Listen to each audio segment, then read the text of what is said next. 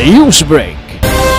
Congressman Camille Villar suportado ang pagpreserbar sa kultura sa mga lumad. Mipadangat sa iyang madasigong pagdaig si senatorial aspirant Deputy Speaker Camille Villar sa 3rd Grand Pirangat Festival nga gitapos sa Kapitolyo niadtong Nobyembre 9. Nagkanayon si Las Piñas Lone District Representative Camille Villar nga kinahanglang hangtod sa hangtod magpabilin o mapreserbar ang kultura o tradisyon sa indigenous people community dili lang sa Misamis Occidental apan sa tibok nasud gumikan kay utang kabubuton sa mga katigulangan kun unsa ang atong kahimtang karon og dako og papel ang mga opisyalis og katawhan aron ipahibalo og ipaambit ngadto sa mga bag-ong henerasyon ang partisipasyon sa mga lumad.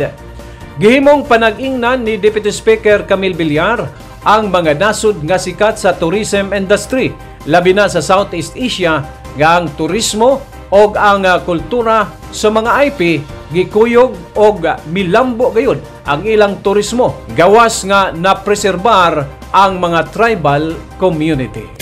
Sa pag-ikot ko kasi sa iba't ibang bahagi ng Pilipinas ngayon, nakikita ko talaga, I feel very blessed to learn so much about our IP, to learn about our rich culture and our history, whether it is in Luzon and Visayas and Mindanao. And I believe in my heart na dapat lahat po ng kabataan, whether from elementary school pa lang, high school and college, ipakita natin sa kanila ulit yung kagandahan ng ating kultura. So whether it's through festivals, I admire festivals like this one, we are on our 3rd, to showcase the beautiful culture and history of Misamis Occidental. So we should replicate this in all of our other cities, municipalities, and regions. So marami tayong mga, napaka-talented po ng mga Pilipino. At actually, pag nakikita mo yung ating mga sites, yung ating culture, yung ating history, we are truly world-class. We are as beautiful